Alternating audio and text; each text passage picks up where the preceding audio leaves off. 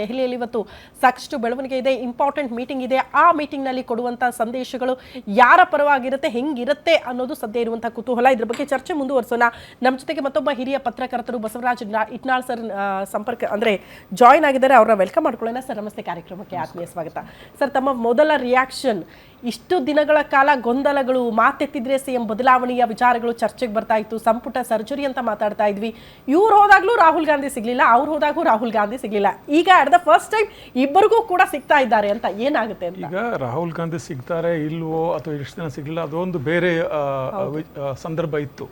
ಈಗ ಏನಾಗಿದೆ ಅಂದ್ರೆ ಇನ್ನು ಕೆಲವೇ ತಿಂಗಳುಗಳಲ್ಲಿ ಕರ್ನಾಟಕ ಚುನಾವಣೆ ಒಂದು ಕಾಲಕ್ಕೆ ಹೊರಟು ಬಿಡ್ತಿದೆ.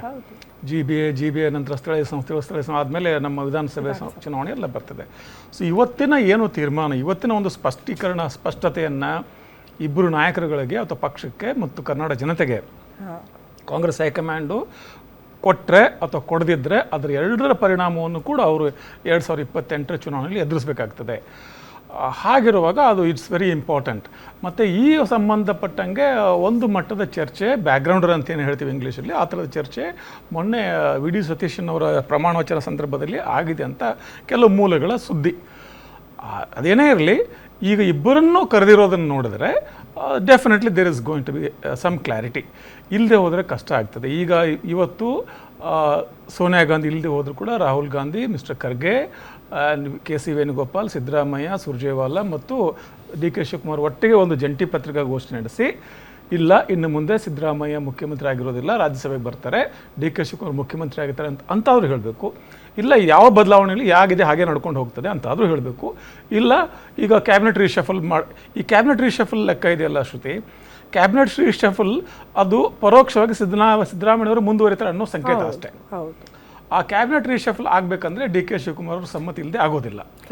ಮತ್ತು ಡಿ ಕೆ ಶಿವಕುಮಾರ್ ಮುಖ್ಯಮಂತ್ರಿ ಆಗಬೇಕಂದ್ರೆ ಅದಕ್ಕೆ ಸಿದ್ದರಾಮಯ್ಯನವರ ಸಮ್ಮತಿ ಇಲ್ಲದೆ ಆಗೋದಿಲ್ಲ. ಎಸ್ ಸರ್, ಒಂದು ಅಪ್ಡೇಟ್ ಇದೆ. ಹೈಕಮಾಂಡ್ ಭೇಟಿಗೂ ಮುನ್ನ ಆಪ್ತರ ಜೊತೆ ಸಿಎಂ ಡಿಸಿಎಂ ಸಭೆ ಆರಂಭ ಆಗಿದೆ ಅಂತೆ. CM Siddaramaiah, DCM D K Shivakumar ಅವರ ಪ್ರತ್ಯೇಕ ಸಭೆ ಆಗಿದೆ ಅನ್ನೋದರ ಡೀಟೇಲ್ಸ್ ಸದ್ಯ ಸಿಗ್ತಾ ಇದೆ. ಪ್ರತ್ಯೇಕವಾಗಿ ಅವ್ರ ಜೊತೆ ಆಪ್ತರು ಹೋಗಿದ್ದಾರೆ, ಹಂಗಾಗಿ ಅವ್ರ ಜೊತೆ ಮೀಟಿಂಗ್ ಆಗ್ತಾ ಇರೋದು. ಕರ್ನಾಟಕದ ಹೊಸ ಭವನದಲ್ಲಿ ಸಿಎಂ ಸಚಿವರ ಮೀಟಿಂಗ್ ಆಗ್ತಾ ಇದೆ ಅನ್ನೋದರ ಡೀಟೇಲ್ಸ್ ಸಿಗ್ತಾ ಇದೆ. ಕರ್ನಾಟಕದ ಹಳೆ ಭವನದಲ್ಲೇ ಡಿಸಿಎಂ ಸೇರಿ ಆಪ್ತರ ಜೊತೆ ಸಭೆ ಮಾಡ್ತಿದ್ದಾರಂತೆ. ಇಬ್ರು ಒಟ್ಟಿಗೆ ಅಲ್ಲ, ಸಪರೇಟ್ ಆಗಿ ಪ್ರತ್ಯೇಕವಾಗಿ ತಮ್ಮ ಆಪ್ತರ ಜೊತೆ ಸಭೆ ಆಗ್ತಾ ಇದೆ. ನಿನ್ನೆ ದೆಹಲಿಗೆ ಹೋಗಿದ್ದಾರೆ ಸಚಿವರು ಮತ್ತು ಶಾಸಕರು, ದಂಡಾಗಿ ಹೋಗ್ಬಿಟ್ಟಿದ್ದಾರೆ. ಬ್ರೇಕ್ಫಾಸ್ಟ್ ಜೊತೆಗೆ ಉಭಯ ನಾಯಕರ ಜೊತೆಗೆ ಮಹತ್ವದ ಮೀಟಿಂಗ್ ನಲ್ಲಿ ಇಬ್ಬರು ನಾಯಕರು ಕೂಡ ಭಾಗಿಯಾಗಿದ್ದಾರೆ ಅನ್ನೋದರ ಡೀಟೇಲ್ ಸಿಗ್ತಾ ಇದೆ. ಕೆಲವೇ ಕ್ಷಣಗಳಲ್ಲಿ ಹೈಕಮಾಂಡ್ ಮುಂದೆ ಸಿಎಂ ಡಿಸಿಎಂ ಅವರು ಮುಖಾಮುಖಿ ಆಗಲಿದ್ದಾರೆ. ಈ ಮುಖಾಮುಖಿ ಇದೆಯಲ್ಲ ವೆರಿ ಇಂಪಾರ್ಟೆಂಟ್. ಏನಾಗುತ್ತೆ ಅಂತ, ಯಾರ ಮುಂದೆ ಆಗ್ತಿದ್ದಾರೆ ಮುಖಾಮುಖಿ? ರಾಹುಲ್ ಗಾಂಧಿ ಅವರ ಮುಂದೆ ಮಲ್ಲಿಕಾರ್ಜುನ ಖರ್ಗೆ ಅವರು ಇರ್ತಾರೆ. ಏನಾಗಿರುತ್ತೆ ಇವತ್ತಿನ ನಿರ್ಧಾರ? ಬೇರೆ ವಿಚಾರಗಳು ಚರ್ಚೆ ಆದ್ರೂ ಅಜೆಂಡಾದಲ್ಲಿ ಇದ್ರೂ ಕೂಡ ಡಿ ಕೆ ಶಿವಕುಮಾರ್ ಅವರಂತೂ ಈ ಬಾರಿ ಸೈಲೆಂಟ್ ಆಗಿ ಬರಲ್ಲ ಅಂತ ಹೇಳ್ತಾ ಇರೋದು ಹಿರಿಯ ಪತ್ರಕರ್ತರು. ಒಂದು ಕ್ಲಾರಿಟಿ ಹೊತ್ತು ತರಲೇಬೇಕು ಅಂತಾನೆ ಶಪಥ ಮಾಡಿ ಹೋಗಿದ್ದಾರೆ, ಒಂದು ಕ್ಲಾರಿಟಿ ಹೊತ್ತು ಬರ್ತಾರೆ ಅಂತ. ಒಂದು ಬದಲಾವಣೆ ಆಗುತ್ತೆ, ಇಲ್ಲ ಸಂಪುಟಕ್ಕೆ ಸರ್ಜರಿ ಮಾಡಿ ಅಂತ ಅಸ್ತು ಅನ್ನಬಹುದು ಅಂತ. ಎರಡು ಸಾಧ್ಯತೆಗಳನ್ನ ತಳ್ಳಿ ಹಾಕೋ ಹಂಗಿಲ್ಲ. ಹಂಗಾಗಿ ದೆಹಲಿ ಕಡೆಗೆ ಎಲ್ಲರ ಚಿತ್ತ ದೃಶ್ಯ ನೋಡ್ತಾ ಇರೋದು. ಡಿಸಿಎಂ ಡಿ ಕೆ ಶಿವಕುಮಾರ್ ಅವರು ಕರ್ನಾಟಕ ಭವನಕ್ಕೆ ಆಗಮಿಸಿದಾಗ ಅವರ ರಿಯಾಕ್ಷನ್ ಇದು. Big meeting, you are going to take part, sir. Why did you come here? This is my. So what could be the agenda, sir? Are you looking for a possible leadership change, sir? I am going to Karnataka. Admitted. Are you looking for a possible leadership change? Sir, are you going to be the CM, sir? Sir, Sir, what about the sir. formula? Sir, Sir, you still hopeful Sir, of the are you power going to sharing the- formula? are you going to be the next CM, sir, of Karnataka? Sir, you are smiling, sir. Sir. Sir, can you show the sir? Are you going to be the next CM, sir? Sir, yes, sir.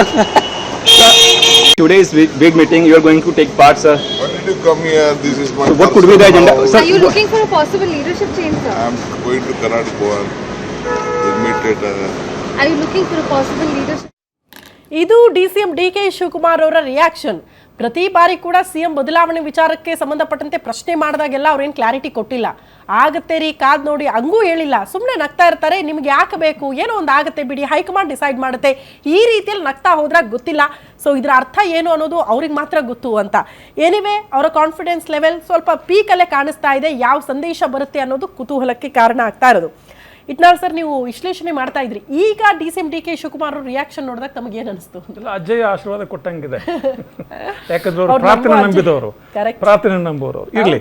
ಆದ್ರೆ ಈಗ high command ಮಾತಾಡ್ಬೇಕಾದ ಅದು ಒಂದು ರೂಪುರೇಷೆಯನ್ನು ನಾವು ಊಹಿಸಿ ಮಾಡ್ಕೊಂಡ್ರೆ ಹೀಗಿರ್ಬೇಕಾಗ್ತದೆ. ಅಂದ್ರೆ ಒಂದು, ಸಿದ್ದರಾಮಯ್ಯನವರ ಪಾತ್ರ ಏನು ಪಕ್ಷದಲ್ಲಿ, DK ಶಿವಕುಮಾರ್ ಪಾತ್ರ ಏನು, ಅವರವರ ಶ್ರೇಯಸ್ಸು, ಅವರಿಗೆ ದಕ್ಕುದಾದಂಥ ಸಲ್ಲಬೇಕಾದಂಥ ಸ್ಥಾನಮಾನಗಳು ಏನು ಅಂತ ಯೋಚನೆ ಮಾಡಿದ್ರೆ, ಸಿದ್ದರಾಮಯ್ಯನವರ ಯಶೋಗಾಥೆ ಕಾಂಗ್ರೆಸ್ ಶುರುವಾಗಿದ್ದು 2013ರಿಂದ. 2013ಕ್ಕೆ ಅವರು ಚುನಾವಣೆ ಗೆದ್ದು ಮುಖ್ಯಮಂತ್ರಿ ಆಗ್ತಾರೆ. ಮುಖ್ಯಮಂತ್ರಿ ಆಗೋದಕ್ಕೆ ಕಾರಣ ಒಂದು, ರೆಡ್ಡಿಗಳ ಅದೊಂದು ಹಗರಣ ಮತ್ತು ಪಾದಯಾತ್ರೆ. ಎರಡನೇ ಕಾರಣ BJPಯಲ್ಲಿ ಒಡಕು, ಶ್ರೀರಾಮುಲು ಆಗಿರಬಹುದು ಅಥವಾ ಮತ್ತು ಯಡಿಯೂರಪ್ಪನ KJP ಎರಡೂ ಪಕ್ಷಗಳು ಈ BJPಯ ಮತ ಬ್ಯಾಂಕ್ ಮತವನ್ನು ಒಡೆದಾಕಿ ಇವರು ಬಂದರು. ಮತ್ತು 13-18 ಒಳ್ಳೆ ಸರ್ಕಾರ ಕೊಟ್ಟರು, ತುಂಬ ಒಳ್ಳೆ ಸರ್ಕಾರ ಕೊಟ್ಟರು. ಬಹುಶಃ ಇತ್ತೀಚಿನ ದಿನಗಳಲ್ಲಿ ಭಾಳ ಒಳ್ಳೆ ಸರ್ಕಾರ ನಡೆಸಿದ್ದು ಸಿದ್ದರಾಮಯ್ಯ 2013 to 18. ಮತ್ತು ಅಹಿಂದ ನಾಯಕರೇ ಆಗಲೂ ಕೂಡ ಅವರು ಅಹಿಂದ ಆಧಾರದ ಮೇಲೇ ಬಂದಿದ್ದು, JDSನಿಂದ ಆಚೆ ಬಂದು ಇಲ್ಲ ಅಹಿಂದ ಆಧಾರದ ಸರ್ಕಾರವನ್ನು ರಚನೆ ಮಾಡಿದ್ದು. ಆದರೆ 2018 ಚುನಾವಣೆ ಸೋಲ್ತಾರೆ. ಕೇವಲ ಅಹಿಂದವನ್ನು ನಂಬಿಕೊಂಡು ಚುನಾವಣೆ ನಡೆಸ್ಕೊಂಡು ಆಮೇಲೆ ಅನೇಕ ವಿವಾದಗಳಲ್ಲಿ ಸಿಕ್ಕಾಕೋತಾರೆ. ಈ ಲಿಂಗಾಯತ ವೀರಶೈವ ಇತ್ಯಾದಿ ವಿಚಾರಗಳಲ್ಲಿ ಸೋಲ್ತಾರೆ. ಆಮೇಲೆ ಬರೋದು 2023. Siddaramaiah minus DK Shivakumar is 2018. Siddaramaiah ಏಕಮಾತ್ರ ಸಿದ್ದರಾಮಯ್ಯ ಚುನಾವಣೆ ಎದುರಿಸಿದ್ದು 2018 ಅವರ ಸಾಧನೆ ಮೇಲೆ ಸೋತಿದ್ದಾರೆ. 2023ಗೆ ಸಿದ್ದರಾಮಯ್ಯ ಪ್ಲಸ್ DK ಶಿವಕುಮಾರ್ ಗೆಲ್ತಾರೆ. ಫಾರ್ಮುಲಾ ವರ್ಕ್ ಆಗಿದೆ. ಏನು ವರ್ಕ್ ಆಗುತ್ತೆ? DK ಶಿವಕುಮಾರ್ ಹೇಳ್ತಾರೆ, ನೋಡಪ್ಪ ನಾನೇ ಬಂದು ನಿಮ್ಗೆ ಕೇಳಿದೆ ಕುಮಾರಸ್ವಾಮಿ ಮುಖ್ಯಮಂತ್ರಿ ಮಾಡ್ತೇನೆ ಅಂತ ಆಶೀರ್ವಾದ ಮಾಡಿದ್ರಿ, ಅದು ಕೈಗೂಡಲಿಲ್ಲ, ನನಗೊಂದು ಪೆನ್ ಪೇಪರ್ ಕೊಡಿ, ನನಗೊಂದು ಚಾನ್ಸ್ ಕೊಡಿ. 5% ಓಟ್ ಶಿಫ್ಟ್ ಆಗುತ್ತೆ. ಆಮೇಲೆ ಕರ್ನಾಟಕ ಮಧ್ಯಭಾಗದಲ್ಲಿ ಅಹಿಂದ ಮತ್ತು SDPI ಸಪೋರ್ಟ್ ಆಗುತ್ತೆ ಸಿದ್ದರಾಮಯ್ಯನವರ ಒಂದು ಈಕ್ವೇಷನ್ಗೆ. ಆಮೇಲೆ ಉತ್ತರ ಕರ್ನಾಟಕದಲ್ಲಿ ಎಸ್ಪೆಷಲಿ ಬಾಂಬೆ ಕರ್ನಾಟಕದಲ್ಲಿ ಲಿಂಗಾಯತ ಸ್ವಲ್ಪ ಮುನಿಸ್ಕೊಳ್ತಾರೆ. ಈ BL ಸಂತೋಷ್, CT ರವಿ, ಅನಂತಕುಮಾರ್ ಮಾತಾಡೋ ಕೆಲವು ಮಾತುಗಳಿಂದ ಲಿಂಗಾಯತ ಸ್ವಲ್ಪ ದೂರ ಆಗಿಬಿಡ್ತಾರೆ BJPಯಿಂದ. ಹೀಗಾಗಿ ಕಾಂಗ್ರೆಸ್ಗೆ ಅದೊಂದು ಆಶೀರ್ವಾದ ಪ್ಲಸ್ ಆಗಿ ಒಟ್ಟಾರೆ ಗೆದ್ದು ಬರ್ತಾರೆ. ಬಟ್ ಒಟ್ಟಾರೆಗೆ ಎಮರ್ಜ್ ಆಗೋದೇನು, there are 3 creditors for this victory. ಇಬ್ಬರಿಗೆ ಶ್ರೇಯಸ್ಸು ಸಲ್ತದೆ. ಒಂದು ಸಿದ್ದರಾಮಯ್ಯ, ಇನ್ನೊಬ್ಬರು DK ಶಿವಕುಮಾರ್. DK ಶಿವಕುಮಾರ್ ಆಗಿನ ವಾದ ಏನಿತ್ತು, ಸಿದ್ದರಾಮಯ್ಯ ಈಗಾಗಲೇ ಮುಖ್ಯಮಂತ್ರಿ ಆಗಿದ್ದಾರೆ, ನನಗೊಂದು ಚಾನ್ಸ್ ಕೊಡಿ. ಅವ್ರ ಮೇಲೆ ಅನೇಕ DA ಕೇಸುಗಳು ಮತ್ತು ಇತ್ಯಾದಿಗಳಿದ್ವಲ್ಲ, ಹೀಗಾಗಿ ಅದ್ರ ಜೊತೆಗೇ ಸಿದ್ದರಾಮಯ್ಯನವರ ಪಟ್ಟು ಕೂಡ ಮತ್ತು ಅವ್ರ ಬೆಂಬಲಿಗರ ಹಠ ಕೂಡ. ಹೀಗಿರುವಾಗ ಮುಖ್ಯಮಂತ್ರಿ ಮಾಡ್ತಾರೆ. But conditional.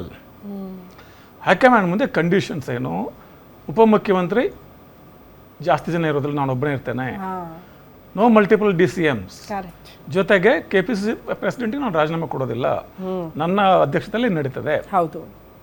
ಆಮೇಲೆ 50-50 ಪವರ್ ಶೇರಿಂಗ್ ಅಂತ ನಾವು ಹೊರಗಡೆ ಕೇಳಪಟ್ಟದ್ದು, ಮೂಲಗಳಿಂದ ಕೇಳಿಪಟ್ಟದ್ದು. ಇದನ್ನ ಯಾರು ಹೇಳೋದಿಲ್ಲ, ಅದನ್ನ ಕನ್ಫರ್ಮ್ ಮಾಡೋದಿಲ್ಲ. ಆದ್ರೆ ಯಾರು ಡಿನೈ ಮಾಡಲಿ ಇಲ್ಲಿವರೆಗೂ, ಸಿದ್ದರಾಮಯ್ಯನವರಾಗ್ಲಿ DK ಶಿವಕುಮಾರ್ ಆಗಲಿ ಇದನ್ನ ಡಿನೈ ಮಾಡಲಿ ಔಟ್ ರೈಟ್. ಹೈಕಮಾಂಡ್ ಹೇಳಿದಂಗೆ ಕೇಳ್ತೇವೆ ಅಂತ ಹೇಳ್ತಾರೆ ವಿನಃ ಈ ತರ ಒಪ್ಪಂದ ಆಗಿಲ್ಲ ಅಂತ ಯಾರು ಹೇಳಿಲ್ಲ ಇಲ್ಲಿವರೆಗೂ. ಸೊ ಹೀಗಿರುವಾಗ there is something called gentleman's word ರಾಜಕೀಯದಲ್ಲಿ. That's very important. ಕರ್ನಾಟಕದ ಸಂದರ್ಭದಲ್ಲಂತೂ ಬಹಳ ಇಂಪಾರ್ಟೆಂಟ್. ಅನೇಕ ಸರ್ಕಾರಗಳು ಬಿದ್ದಿವೆ ಆ ಜೆಂಟಲ್ಮನ್ಸ್ ವರ್ಡ್ ಕಾರಣ. ಅನಿವಾರ್ಯ ಇದೆ ಈಗ ಸರಿ ಮಾಡೋದು ಅಂತ. ಸುಭಾಷ್ ಸರ್ ಹತ್ರ ಹೋಗ್ಬಿಡ್ತೀನಿ ಸರ್. ಈಗ ತಾನೇ ನಾವು ಮಾತಾಡ್ತಾ ಇದ್ದಂಗೆ ಸಿದ್ದರಾಮಯ್ಯನವ್ರನ್ನ ಕೆಳಗಿಳಿಸೋದು ಕೂಡ ಅಷ್ಟು ಈಸಿ ಇಲ್ಲ ಕಾಂಗ್ರೆಸ್ ಹೈಕಮಾಂಡ್ಗೆ ಅಂತ. ಅದರಿಂದ ಮುಂಬರುವ ಸಮಸ್ಯೆಗಳು ಏನು ಅನ್ನೋದು ಕಾಂಗ್ರೆಸ್ ಹೈಕಮಾಂಡ್ಗೆ ಗೊತ್ತಿದೆ. ಹಂಗಂತ DK ಶಿವಕುಮಾರ್ ಅವ್ರನ್ನ ಕೂಡ ಕಡೆಗಣನೆ ಮಾಡೋಕ್ಕಾಗಲ್ಲ. ಅವರು ಕೂಡ ಒಬ್ಬ ಪವರ್ಫುಲ್ ಲೀಡರ್ ಆಗಿ ಗುರುತಿಸ್ಕೊಂಡವರು ಪಕ್ಷದಲ್ಲಿ. ಇಬ್ಬರೂ ಕೂಡ ಅನಿವಾರ್ಯ ಪಕ್ಷಕ್ಕೆ. ಬಟ್ ಹೆಂಗೆ ಬ್ಯಾಲೆನ್ಸ್ ಮಾಡುತ್ತೆ ಕಾಂಗ್ರೆಸ್ ಹೈಕಮಾಂಡ್ ಅಂತ ನನಗನ್ನಿಸ್ತಾ ಇದೆ. ಕಾಂಗ್ರೆಸ್ ಹೈಕಮಾಂಡ್ ಅಡಕತ್ತರಿಯಲ್ಲಿ ಸಿಲುಕಾಕಿಕೊಂಡಿದೆ ಕರ್ನಾಟಕದ ಪರಿಸ್ಥಿತಿಗೆ ಅಂತ.